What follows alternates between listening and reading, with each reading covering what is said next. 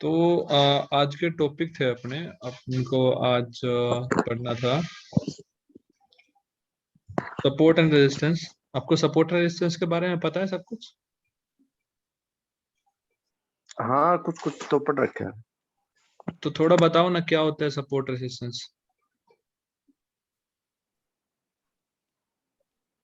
जो भी common understanding है आपकी वही बस समझा दो एक बार, थोड़ी सी मोटी मोटी।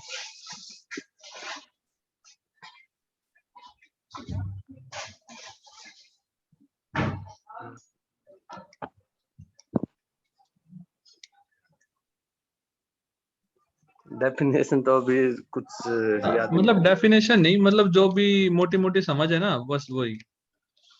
मतलब क्या होते हैं ये, कैसे काम करते हैं, यही सब।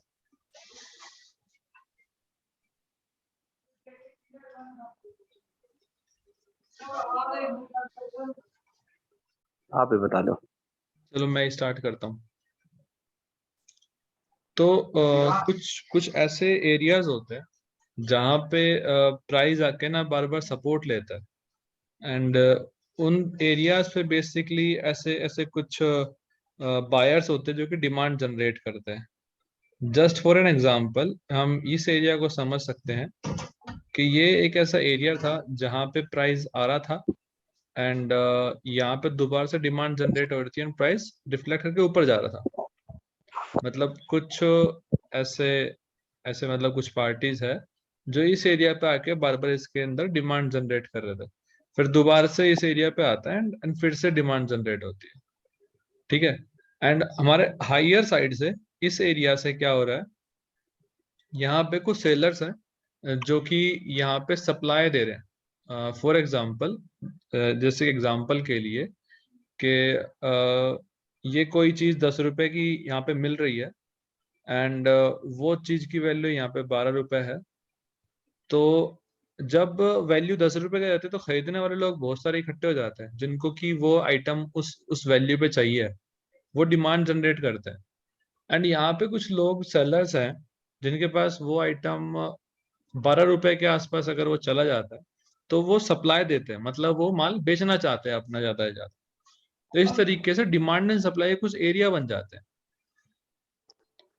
जिन्होंने यहाँ पे 10 रुपए के हिसाब से ये चीज खरीदी थी, जस्ट एग्जाम्पल बता रहा हूँ, इस एरिया को, इस यहाँ पे जो बायर्स थे, क्या होता है जब इसका ब्रेकडाउन आता है तो इनके पास बहुत सारी इन्वेंट्री होती है इस रेट के हिसाब से। ठीक है। क्योंकि ये लोग यहाँ पे बार बार खरीद रहे थे, इनके पास बहुत सारा स्टॉक है इस रुपए के हिसाब से।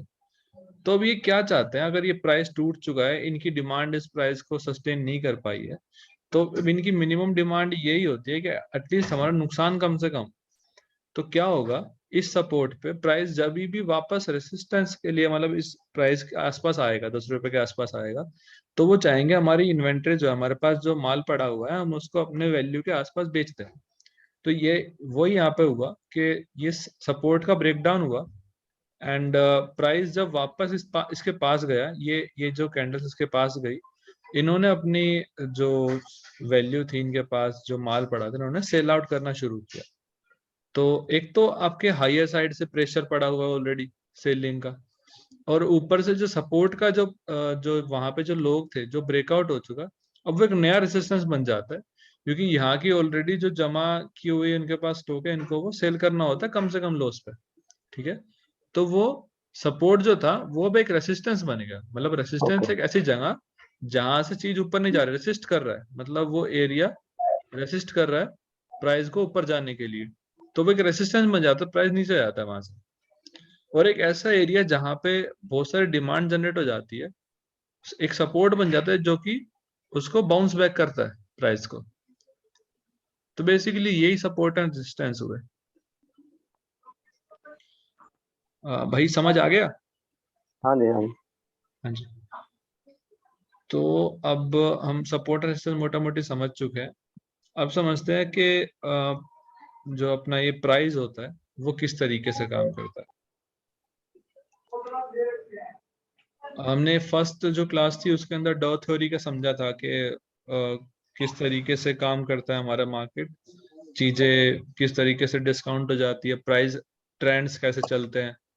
ये तो आपको समझ आ गया था ना मोटा मोटी के प्राइस ट्रेंड कैसे चलते हैं। सेकेंडरी ट्रेंड, प्राइमरी हाँ जी ट्रेंड समझ होता गया। है। इसमें तो कंफ्यूजन नहीं है ना कोई? नहीं नहीं। बढ़िया। तो हमारा प्राइस में कोई दिक्कत नहीं है, सपोर्ट एंड रेसिस्टेंस भी हो गया है। अब हमको बात करनी चाहिए वॉल्यूम के बारे में। तो वॉल्यूम के बारे में आपको क्या अंडरस्टैंडिंग है?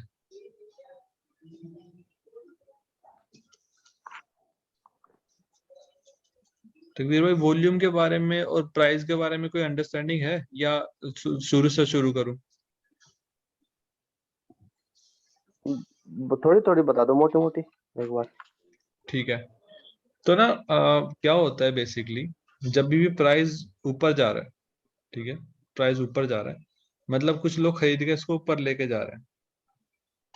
अब अगर हायर साइड में ना, जैसे ये प्राइस का हायर साइड हो गया, ठीक है, यहाँ पे ओके। अगर कोई बड़ा एक्शन आता है, कोई बड़ा प्राइस एक्शन आता है, एंड वो आपको इंडिकेट करता है एक बड़े वॉल्यूम के साथ में, ठीक है। ओके। एंड अगर आप भाव को भी देख सको या बाद में एनालिसिस में देख सको कि इस पे कंटिन्यूअस डिलीवरी कितनी हो रही है, मतलब लोग किस तरीके से इसको सेल कर रहे हैं, ठीक है। कोई भी चीज की मूवमेंट हुआ, कोई मूवमेंट हुआ, उस मूवमेंट के अंदर पार्टिसिपेशन कितना था, ठीक है, वो डिपेंड करता है कि मूवमेंट कितना लंबा चलेगा। मतलब उस मूवमेंट की जो शक्ति, जो ताकत होती है, वो उसके अंदर पार्टिसिपेट किए हुए लोग होंगे। अगर अगर कोई भी मोमेंटम चला, उसके अंदर बहुत सारा पार्टिसिपेशन है, तो ये माना जाता है कि मोमेंटम लंबा चल सकता है, ठीक है। जैसे कि हमको यहाँ पे देखने को मिला, इन कैंडल्स पे जब सेलिंग आई तो काफी ज्यादा वॉल्यूम धीरे धीरे इंक्रीज होने लगा, एंड बाद में इसी एरिया से एक अच्छी खासी सेलिंग आई। अच्छा, कुछ मेन मेन बातें होती है जो कि मोस्ट ऑफ द बड़े बड़े चार्ट पैटर्न पे हमको देखने को मिलेगी। यहाँ पे क्या होता है कि जब प्राइस आपका डाउन साइड मूवमेंट में है ना भाई, जैसे मान लो कोई स्टॉक का प्राइस नीचे आ चुका है, एंड वहां पे ना वॉल्यूम इंक्रीज होने लग गया, उसका प्राइस टूट के नीचे आ गया एंड वॉल्यूम इंक्रीज होने लग गया। तो इसके दो मतलब हो सकते हैं, या तो वहां पे लोग बहुत सारा उसको एक्यूमुलेट कर रहे हैं, मतलब अभी यहाँ पे बहुत सारी इसकी बाइंग हो रही है, एक्यूमुलेशन कर रहे हैं इसको, एंड बाद में ये ऊपर जाना जब लगेगा, तो आप इसमें पार्टिसिपेट कर ओके। सकते हैं, कन्विक्शन के साथ पार्टिसिपेट कर सकते हैं कि लंबा चलेगा। एग्जाम्पल ये यहाँ पे देख सकते हैं।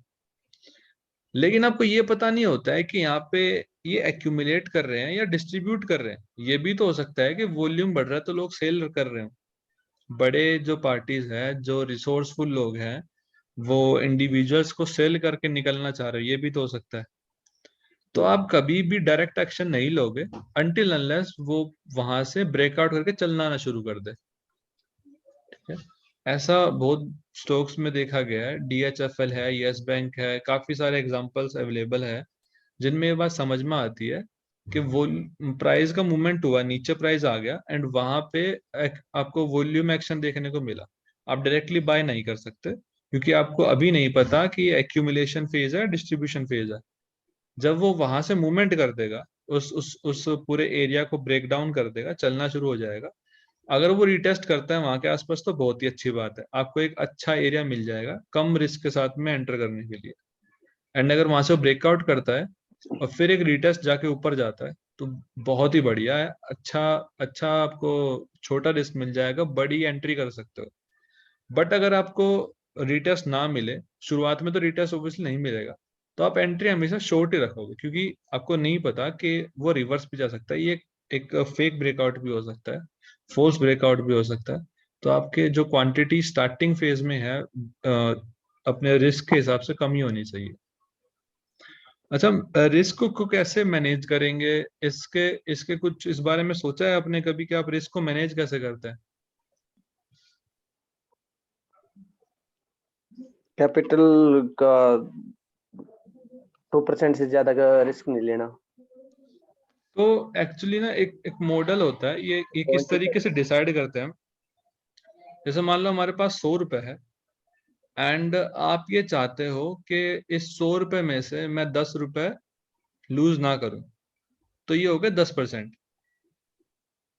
ठीक है, अब डिपेंड करता है कि 100 रुपए का 10 रुपए तो कोई बहुत बड़ी बात नहीं है। अगर वैल्यू यहीं पे 100 करोड़ हो तो 10% बहुत बड़ी बात हो जाती है। तो आपकी आपकी जो जो ये हो गया ना, नेट अमाउंट हो गया, वो मैटर करता है। 10 रुपए या 100 रुपए मैटर करता है। ये परसेंटेज कम ज्यादा होते रहेंगे, बट आप अपने टोटल कैपिटल में जितना फ्लक्चुएशंस झेल सकते हो ना, आप उस हिसाब से इसको सेट कर लेते हो।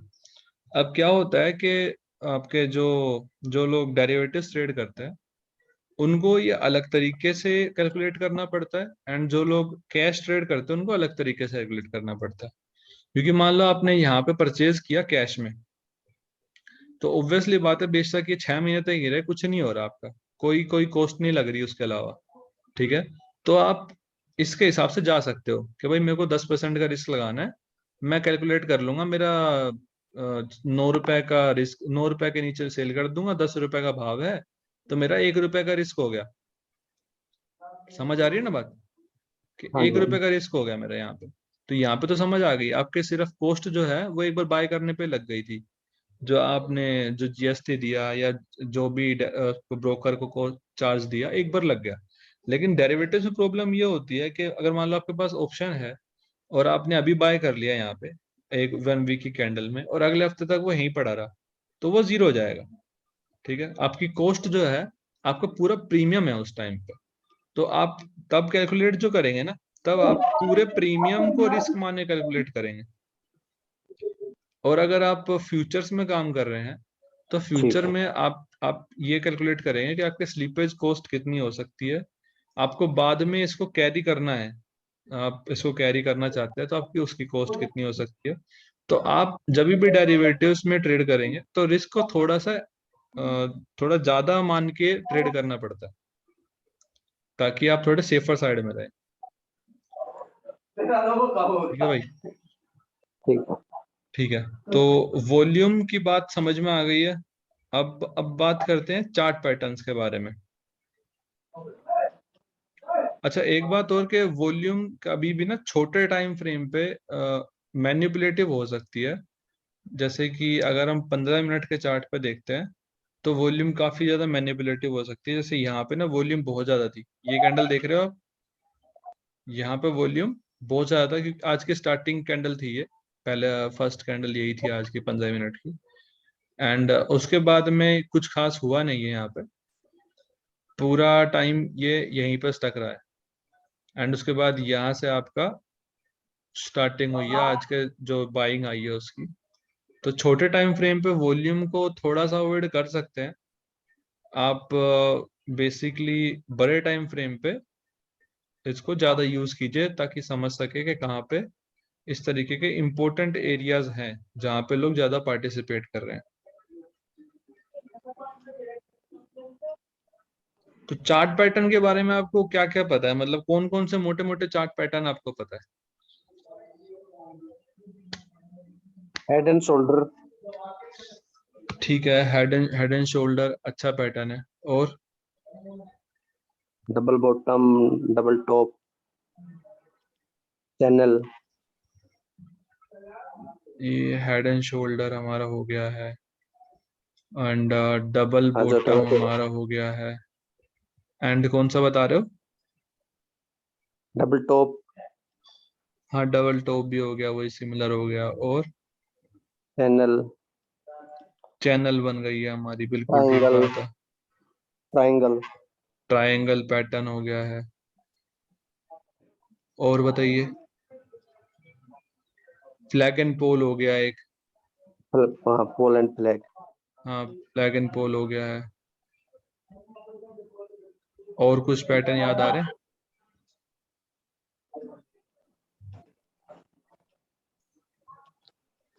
और पिनट। हाँ, वही पीनट इसमें बन जाएगा, फ्लैग एंड पीनट बन जाएगा, वो भी ठीक है। ट्रायंगल में भी 3 तरीके के ट्रायंगल हो गए, वो भी समझ में आती है बात, वो भी ठीक है। अच्छा, तो इनके समझते हैं कि यहाँ पे इंडिकेट कैसे करते हैं, ठीक है। ठीक। तो जब भी हम हेड एंड शोल्डर की बात करेंगे या इनवर्स हेड एंड शोल्डर की बात करेंगे, मतलब इनवर्स मतलब उल्टा हेड एंड शोल्डर जो बन जाता है, ठीक है। ओके।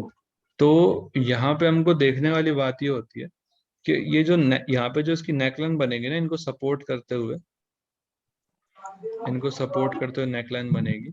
तो हमेशा ये देखेंगे जो इनके जो शोल्डर्स हैं, उनकी उनकी जो लेंथ है अपने हेड के साथ में, उनकी लेंथ है, अगर वो एटलीस्ट 40 से 50% तक आ रही है, तो उसकी काम करने की प्रोबेबिलिटी ज्यादा अच्छी हो जाती है। समझ रहे हैं? एक तो शोल्डर बने ऐसा सही, अगर शोल्डर बिल्कुल छोटा बना है तो उसके काम करने की जो प्रोबेबिलिटी है, जो उसका मोमेंटम है, वो स्लो देखा जाता है। अगर आपका शोल्डर भी 40-50% तक उसको अंदर जा रहा है, मतलब इस एरिया का अगर 50% पे आपका शोल्डर जा रहा है 40-50% तक, तो वो काफी अच्छा तरीके से काम करता है नीचे जाके यहाँ पे। मतलब जो पैटर्न्स आपके बन रहे हैं, अगर वो पैटर्न बिल्कुल अच्छे तरीके से बन रहे हैं, तो उनके सक्सेस होने की प्रोबेबिलिटी बढ़ जाती है। ठीक है। एंड आप डबल बॉटम किसी को या डबल टॉप आप किसी भी पैटर्न को कब बोलेंगे?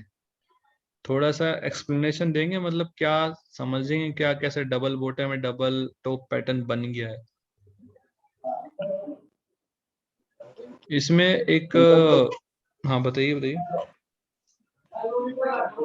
एक इन जो भी डबल टॉप है और डबल बॉटम बनता है, मेरे ख्याल से गैप इनके बीच कम से कम 7 से 8 बार का कम से कम गैप होना चाहिए।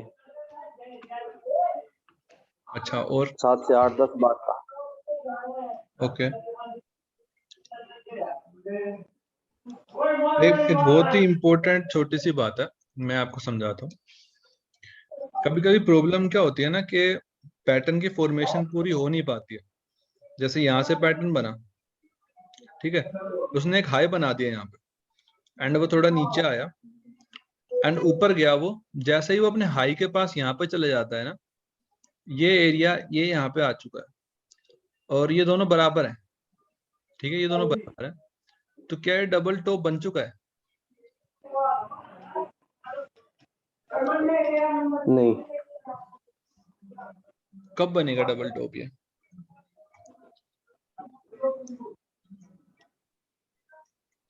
नीचे क्रॉस करेगा तब बीच से जो है ये, इसको नीचे क्रॉस करने के बाद।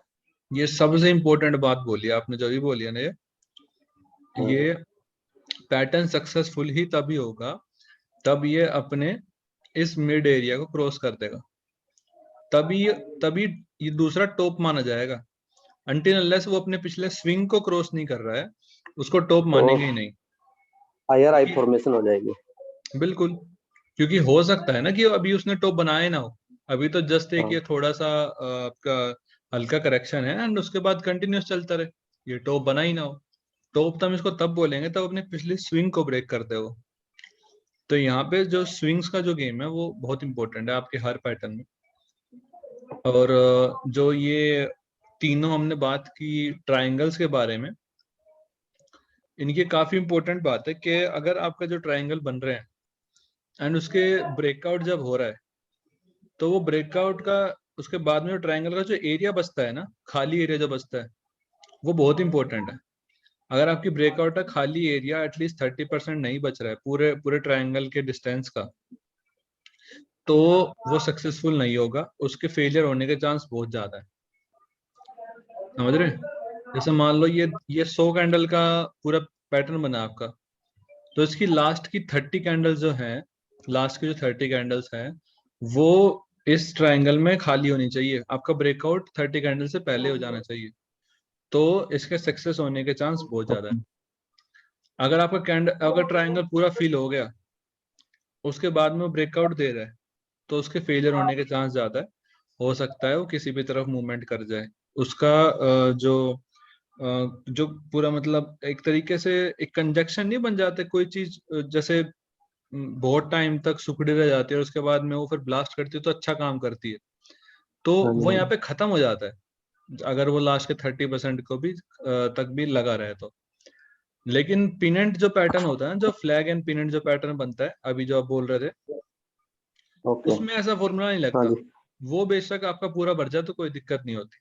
अगर आपके पास एक पूरा फ्लैग बना हुआ है ना पहले यहाँ पे, एंड उसके बाद ये अगर पूरा पूरा भर जाता है, तो कोई सच ऐसी प्रॉब्लम नहीं मानी जाती, क्योंकि आपका ऑलरेडी एक अच्छा बड़ा आपने यहाँ पे मोमेंटम देख लिया है, तो उसमें साथ कोई दिक्कत नहीं है। लेकिन अगर खाली ट्रायंगल है, डिक्लाइनिंग है, या फिर आपका नॉर्मल सिमेट्रिक है, असेंडिंग ट्रायंगल है, तो इन तीनों ट्रायंगल्स में हमको क्या चाहिए होता है कि ब्रेकआउट आए।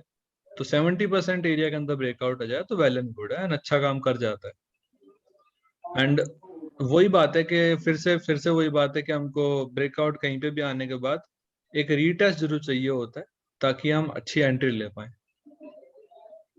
एंड सबसे इम्पोर्टेंट बात तकदीर भाई ये है कि अगर आपको 100 ट्रेड मिलते हैं ना, आपको 100 ट्रेड मिले करने के लिए, उसमें से आपको 50 समझ में आए हैं करने के लिए, ठीक है, तो मैं बोलता ओके। हूँ कि आप वही ट्रेड लो, चाहे बेशक आप 5 ट्रेड लो, लेकिन वही लो जिसमें आपका कन्विक्शन पूरा बैठ रहा हो, जिसमें आपकी एंट्री 100% अच्छे से बैठ रही हो, वही 5 ट्रेड लो।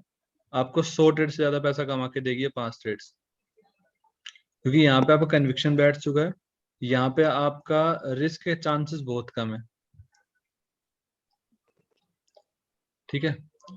और आपको ओके। मिलेंगे चांसेस, मिलेंगे ये 100 ट्रेड के चांसेस मिलेंगे, जरूर मिलेंगे। मार्केट मौका देता है, फंसाने के लिए भी देता है, कमाने के लिए भी देता है, सारे मौके मिलेंगे।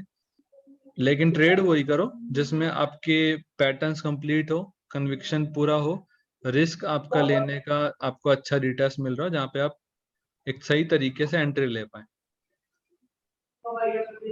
तो बेसिकली आपको पैटर्न्स पता है, चार्ट पैटर्न सारे पता ही है, हमने प्राइस ट्रेंड के बारे में पहले बात कर ही ली थी ऑलमोस्ट। साहिल भाई, हाँ बताओ। एक बार ये बताओ, जो आप बता रहे हो कि जो 30% रहना चाहिए जो इसमें ट्रायंगल में, खाली एरिया लेना चाहिए भाई, हाँ। क्या रीजन होता है इसका? इसका रीजन वही तो मैं बता रहा हूँ ना, इसका साइकोलॉजिकल रीजन यही होता है कि जैसे मान लो प्राइस चल रहा है, ठीक है, एक सेकंड रुको, मैं पूरा हटा दूँ ये। जैसे मान लो अभी भाव ऐसे चल रहा है, ठीक है, भाव चलता हुआ आ रहा है, और ओके। यहाँ पे एक ट्रायंगल बनना शुरू हो जाता है, यहाँ पे ट्रायंगल बनना शुरू हो गया। अब ये ट्रायंगल ऐसे बन रहा है, अगर यहाँ पे आप सोचो कि ये बिल्कुल ऐसे ऐसे ऐसे ऐसे हो गया, इसका मोमेंटम ही खत्म हो गया, यहाँ पे आने के ओके। बाद इसका मोमेंटम ही खत्म हो गया, फिर ये ब्रेकआउट दे रहा है, तो इसके सक्सेस होने के चांस कम हो जाता है, ये ब्रेकआउट दे के वापस भी आ सकता है। यही चीज लेकिन अगर यही चीज किसी भी एक तरफ अपने मोमेंटम के अंदर अंदर में, अब देख रहे हो ना स्विंग का मोमेंटम बना हुआ है इसके अंदर ऑलरेडी, अगर ये ब्रेकआउट दे दे यहाँ पे, ओके।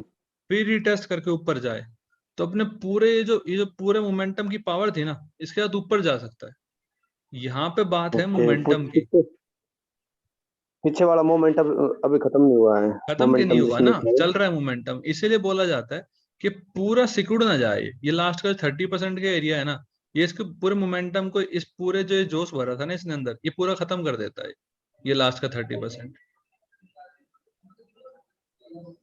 ओके। थोड़े अलग तरीके से ये बात मार्टिन ने लिखी हुई है अपनी बुक में, थोड़े उन्होंने अपने अंग्रेजी तरीके से लिख रखी है। अपना देसी तरीका यही है कि लास्ट के एरिया तक आते आते आपके जो मोमेंटम की पावर है वो खत्म हो जाती है, तो इसलिए हमको ब्रेकआउट चाहिए होता है 70% एरिया के अंदर अंदर ही, ताकि पैटर्न जो है सक्सेस होने के चांस ज्यादा हो जाए। ऐसा नहीं है कि नहीं हो सकता, बाजार में हो कुछ भी सकता है, हो सकता है 30% के बाद आए, और यहाँ के आने के बाद भी थोड़े टाइम रुके और फिर ब्रेकआउट फिर चल जाए, हो कुछ भी सकता है। लेकिन बस बात यह है कि चांसेस ज्यादा है यहाँ पे 70% में सक्सेस होने के। मैंने प्रैक्टिकली ये चीज HDFC उसमें देखी थी, एंड मैंने पोस्ट भी HDFC, आप किसी भी चार्ट में देखोगे ना, तो हर चार्ट का काम करने का बहुत अलग तरीका है, ठीक है। मैं आपको HDFC का बता दिखाता हूँ एक बार।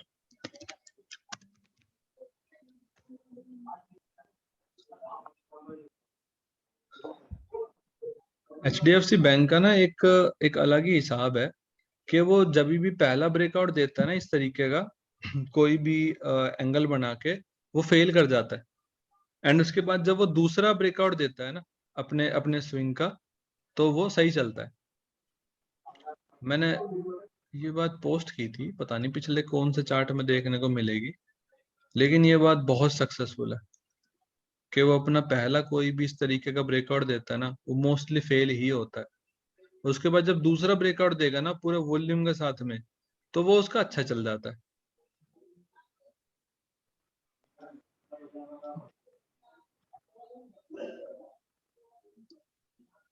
जो बड़े बड़े टाइम फ्रेम के चार्ट्स है ना, ये इनमें सीखने को बहुत अच्छा मिलेगा, क्योंकि इनने बहुत टाइम देखा है। तो आप यहाँ पे देखोगे कि एचडीएफसी बैंक जब ये ब्रेकआउट देता है ना, और अगर वो वॉल्यूम के साथ ब्रेकआउट दे देता है तो वो चल जाता है। यहाँ पे आपने देखा, फिर यहाँ पे ब्रेकआउट दिया, वॉल्यूम के साथ तो चल गया। यहाँ ब्रेकआउट दिया, वॉल्यूम स्क्वीज हुए पड़े, तो ये नहीं चलता। हर चार्ट का अपना हिसाब है। और एचडीएफसी बैंक में ही आप जब आराम से बैठ के स्टडी करोगे ना, आपको इसमें ट्रायंगल का भी मिलेगा। मैंने इसमें ट्रायंगल का भी काफी टाइम पहले देखा था।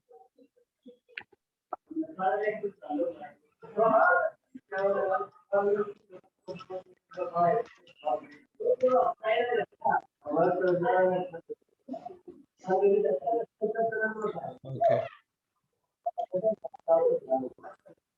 ठीक है। तो आप कैसी चल रहा है आपका काम अभी? ट्रेडिंग का, इन्वेस्टिंग का कैसा काम चल रहा है? कुछ इन्वेस्टिंग है, वो 20% लॉस में। अच्छा, तो आप पहले से लेके बैठे थे क्या? हाँ, पहले से ले रखे थे। कुछ इन्वेस्टिंग की थी दिवाली के ऊपर, अच्छा, दिवाली के टाइम। तो देखो कि शॉर्ट टर्म लॉसेस बड़े इन्वेस्टमेंट में कोई बड़ी बात नहीं है। मेरा पोर्टफोलियो भी अराउंड अराउंड 10-11% नेगेटिव है, तो उसमें कोई बड़ी बात नहीं है। बस आपके स्टॉक्स अच्छे होने चाहिए, और धीरे धीरे बाय, आप सैलरीड पर्सन है, धीरे धीरे तो आप बाय करते ही रहते हैं, इसका तो कोई बड़ी बात नहीं है। अच्छा, आपको एक मेजर मेजर साइकोलॉजी इन्वेस्टिंग में क्या लगी? मतलब आपको, आप काफी टाइम से कर रहे हैं अब तो आपको क्या समझ आया कि कब आपके सक्सेस होने के चांस ज्यादा होते हैं और कब आप ज्यादा लॉस बुक कर लेते हैं? मेरे को ना एक चीज मैंने देखी कि जब ये जो कोविड से पहले का क्रैश था ना, हाँ, आप थे इस टाइम मार्केट में थे? मैंने उस टाइम पे शुरू किया था, मैंने फरवरी 2020 में। अच्छा, आपने तभी शुरू स्टार्ट, किया था। पहला फर्स्ट मंथ था वो मेरा। तो आपको, आप कैसे, मतलब पता कैसे लगा था आपको मार्केट के बारे में उस टाइम में? बस चार्ट देखता ही था और कुछ नहीं था। नहीं, मतलब पता भी तो लगा होगा ना, क्योंकि काफी ये ना इसके फॉल से बिल्कुल एग्जैक्ट पहले का टाइमिंग है। मैं इसके बारे में एक बात और बताऊंगा। मतलब आप मार्केट में आए कैसे? किसी ने बताया या कुछ देखा था? कैसे आए थे? हाँ, एक दोस्त है उन्होंने बताया जो था? यहाँ पे, हाँ, एंजल में सब ब्रोकर है वो। अच्छा, अच्छा, अच्छा। तो वो तो उसने बताया। एक्चुअली ना हुआ क्या था कि इसी टाइम में, जनवरी फरवरी का टाइम में, मैंने मतलब फर्स्ट टाइम में ईटीएफ में इन्वेस्टमेंट्स करना शुरू किए थे, इसी टाइम फ्रेम में। एंड मेरी एक भाई से और बात हो रही थी, एंड उन्होंने भी मेरे को सेम बताया कि जब ये फॉल आना शुरू हुआ था ना, उससे एग्जैक्ट पहले ही उन्होंने भी अपनी इन्वेस्टमेंट शुरू की थी। एंड अभी जो ये टाइम था ना, अपना ये जो टाइम था दिवाली के पास का, एंड ये वाला टाइम, यहाँ पे भी इस टाइम में ही बहुत सारे लोगों ने इन्वेस्ट करना शुरू किया था। तो आपको क्या लगता है कि मतलब ये कोई मतलब नॉर्मल बात है कि सब सब लोग एक ही टाइम फ्रेम पे क्यों इन्वेस्ट करते हैं? मोस्टली लोग ऐसा क्यों ये कर रहे हैं? पीछे का मुंह देखकर, जो पीछे का नहीं तो मूव तो यहाँ पे भी था ना, मूव तो ये भी था। इस टाइम फ्रेम में तो बहुत कम लोगों ने इन्वेस्ट किया है। ज्यादा लोगों ने इन्वेस्ट इस टाइम में क्यों किया?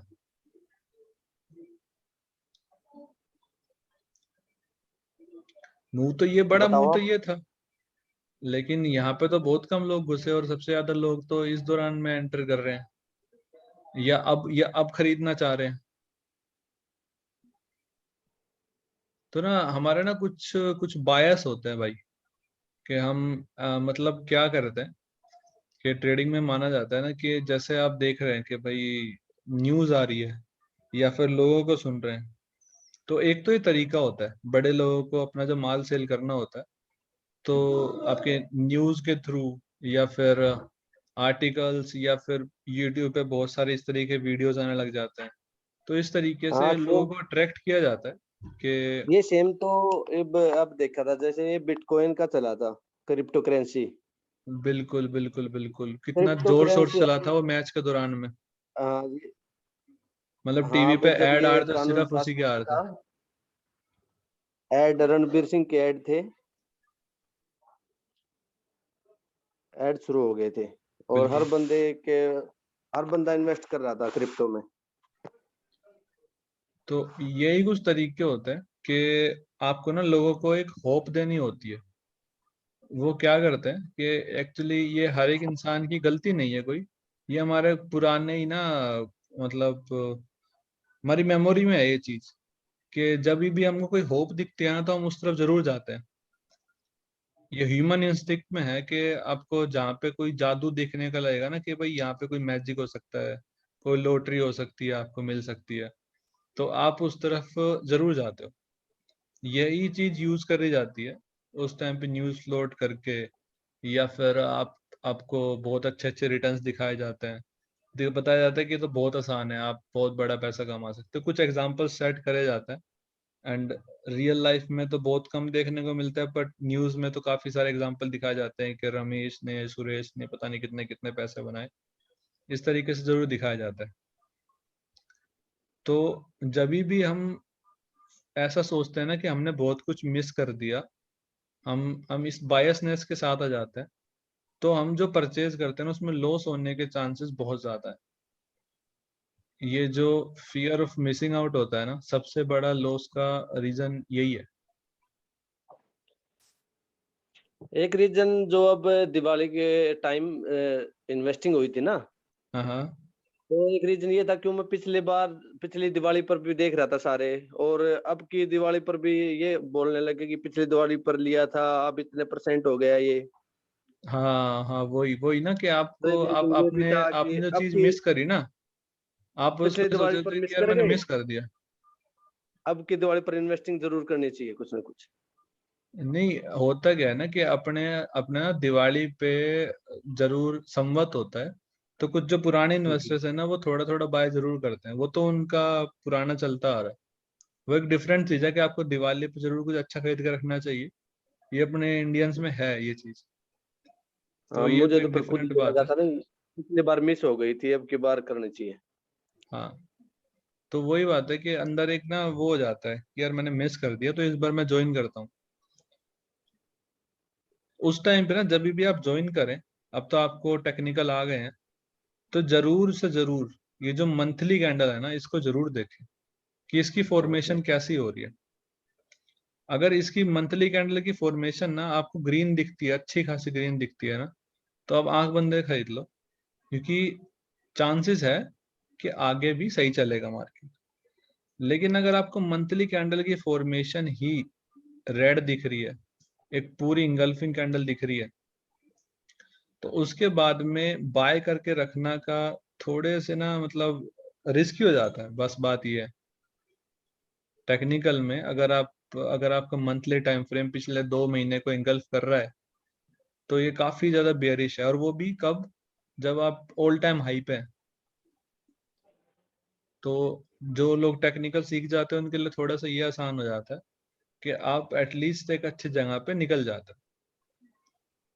फिर फिर एक अच्छी बात है, चलो अब ऐसा हुआ है तो मार्केट में डिस्काउंट आने वाला है, तो आपको और सस्ते रेट पे इन्वेस्टमेंट मिल जाती है। फिर हम मंथली बेसिस पे जो अपनी स्ट्रेटजी यूज करते हैं, आप थोड़े थोड़े शेयर्स खरीदते हैं, थोड़े थोड़े फंड्स में लगातार बाय करते हैं, वो फिर आपकी अपनी एक स्ट्रेटजी आप बना के काम करते हैं कि हो सकता है आगे 6 महीने, 1 साल, 2 साल, 3 साल तक ये नीचे जाए, और फिर एक मोमेंटम आएगा तो उसमें मेरे को अच्छा खासा कमाने को मिल जाएगा, मैं ये नीचे आने वाला टाइम है इसमें अच्छी कंपनीज या अच्छे फंड्स ले लेता हूँ। ऐसा ही करना चाहिए। ठीक। सही कह रहा हूँ मैं? अगर अब दोबारा से शुरू करनी है इन्वेस्टिंग तो मंथली कैंडल पे मंथली कैंडल फॉर्मेशन आपको ये बता देगी कि ग्रीन। कैसा माहौल है बाजार में अभी। ओके। बाजार में भाई सप्लाई ज्यादा है तो आपको ये रेड कैंडल्स मिलेगी, मतलब सेलिंग दिखेगी वहां पे। और अगर इतनी हैवी सेलिंग है जो कि पिछले 2-3 महीने की बाइंग को दबा दे रही है, तो मतलब सप्लाई बहुत ही ज्यादा है ना। फिर तो आपको लमसम इन्वेस्ट, मतलब इकट्ठा एक बार में इन्वेस्ट नहीं करना चाहिए क्योंकि रिस्क ज्यादा हो गया है।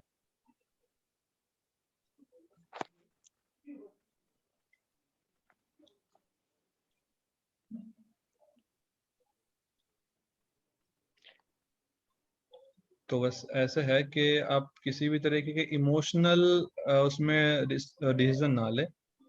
जो भी डिसीजन अपने लेने होते हैं टेक्निकल समझ ही गए, सीख गए, तो इस हिसाब से डिसीजन लेंगे अब आगे के। और कुछ आपको पूछना है भाई, चार्ट में हो या प्राइस में हो या साइकोलॉजी की कुछ बात हो? आप ये बताओ, जो पोल एंड फ्लैग होता है पैटर्न, ओके, फ्लैग एंड जैसे पोल पैटर्न जो हो गया। पोल के ऐसा होता है, अगर पोल में 20 बार में पोल बना है तो जो फ्लैग होगा उसकी कुछ कंडीशन होगी, इतने बार फ्लैग में होने चाहिए।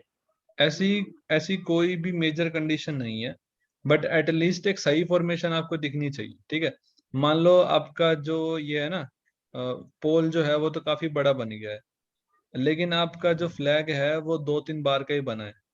ये कोई फ्लैग थोड़ी ना होगा, ये तो एक हल्की सी करेक्शन ही होगी।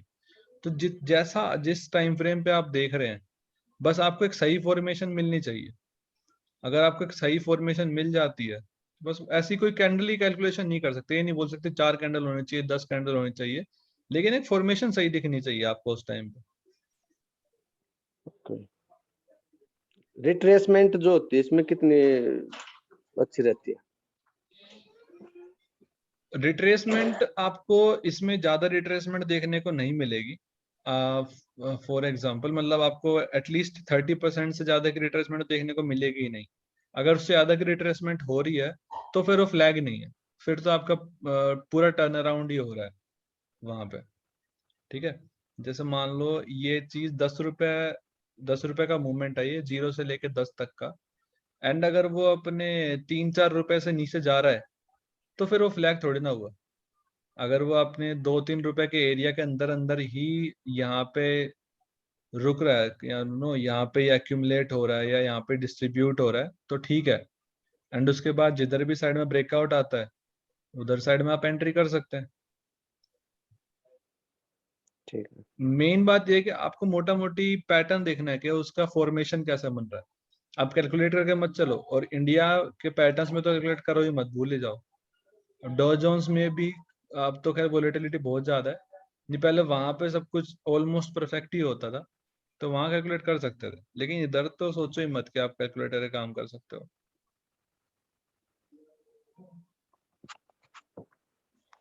आपके नजर में सबसे सक्सेसफुल पैटर्न कौन सा है, मेरे जो नजर में मोस्टली टाइम टारगेट देता होगा? मैंने एक पैटर्न को टेस्ट किया था। वहां पे क्या हो रहा था कि फॉर एग्जांपल ये 50 डे मूविंग एवरेज है ये, ठीक है। ओके।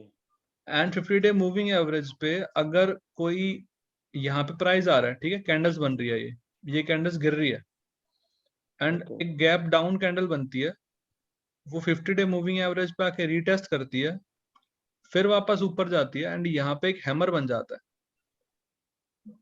मतलब आपका कोई भी मूविंग एवरेज जो उस स्टॉक पे अच्छा काम कर रहा है, एंड उसके ऊपर अगर आपका कोई रिवर्सल का पैटर्न बन रहा है, और नेक्स्ट डे अगर आपने देख लिया कि फॉलो अप आ रहा है, तो इस दिन पे बाय कर सकते हैं।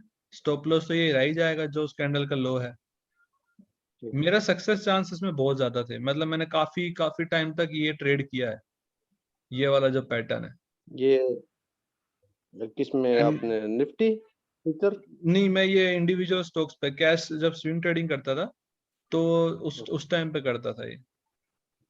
कुछ कुछ स्टॉक्स में ना 40 डे मूविंग एवरेज काफी अच्छा काम कर रहा था, कुछ के अंदर 50 था, कुछ के अंदर में आपको 89 90 डे मूविंग एवरेज अच्छा काम करता दिख रहा था।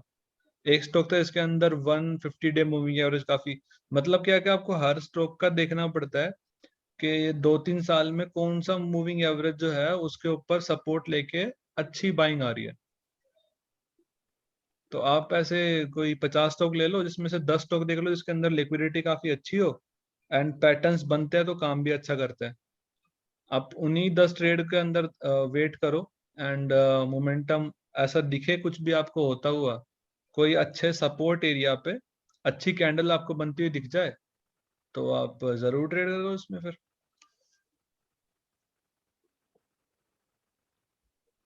टारगेट 1-2 मिनिमम मिनिमम 2 का टारगेट मिनिमम,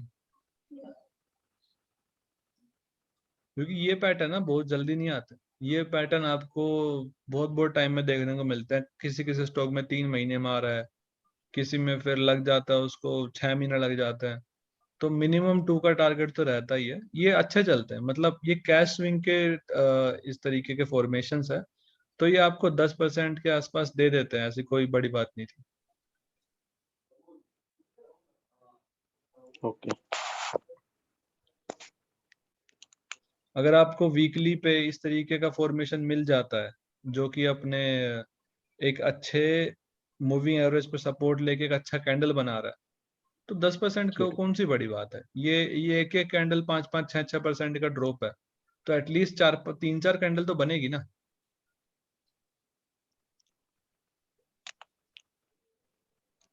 और अगर ये कोई भी आपको चलता हुआ पैटर्न दिख रहा है ना, उसके अंदर में 4-5 सेम कैंडल बन गई है, तो आपको धीरे धीरे बुकिंग करनी भी शुरू कर देनी चाहिए। क्योंकि ऐसा माना जाता है कि जैपनीज कैंडलस्टिक में कि कोई भी पैटर्न में अगर 5 कैंडल से ज्यादा बन रही है तो वहां पे टाइम वाइज करेक्शन आ सकती है या फिर थोड़ी सी प्राइस वाइज करेक्शन आ सकती है। आपको कहीं पे भी 8-10 कैंडल लगातार नहीं दिख सकती। S&P 500 में हुआ था, बहुत सारी कैंडल, जैसे यहाँ पे सेम चीज हुई थी ना, बहुत सारी कैंडल आपको एक साथ दिख जाती है। ये रेयर सिनारियोज होते हैं जहाँ पे आपको बहुत सारी कैंडल एक साथ दिख जाती है। तो यहाँ पे भी यही है कि आपको 4-5 कैंडल 1 2 3 4 5 कैंडल होने के बाद में आपको एक रिट्रेसमेंट दिख जाएगी। थोड़ा थोड़ा करके बुक करना शुरू कर दो आप। ठीक है।